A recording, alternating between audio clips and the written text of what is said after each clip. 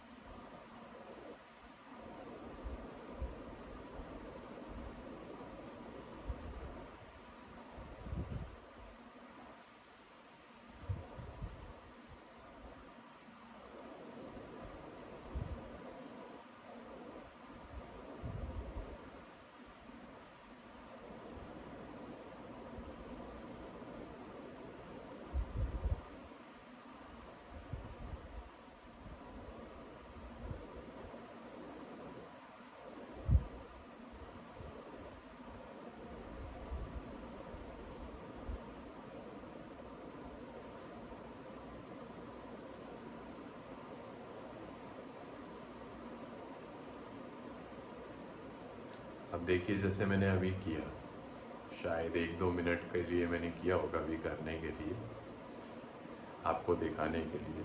तो जब आप ये करोगे तो पहले कुछ समय आपकी आँख से पानी बहेगा, बहने दीजिएगा, उसमें कोई दिक्कत नहीं है। और कोशिश कीजिए 2 मिनट 3 मिनट से शुरू कीजिए। अपने मोबाइल में अलार्म लगा लीजिए या घड़ी में अलार्म लगा लीजिए, फिर धीरे से 5 मिनट पे ले आइए, 7 मिनट में ले आइए, 10 मिनट में ले आइए। तो थोड़े दिनों में क्या होगा कि आपकी आँख से आप देखोगे पानी कम बहेगा। पानी तो कम बहेगा और आपका ध्यान यहाँ पर आप देखोगे स्थिर होना शुरू हो गया। और जब आपका ध्यान स्थिर होना शुरू होगा तो फिर आप कितने भी समय तक बैठ जाएंगे, आपको दिक्कत नहीं होगी। और जैसे जैसे आप ध्यान में गहरे जाना शुरू होंगे तो कुछ मित्र ये देख पाएंगे कि उनकी जो चिन है वो धीरे धीरे ऊपर भी हो जाएगी।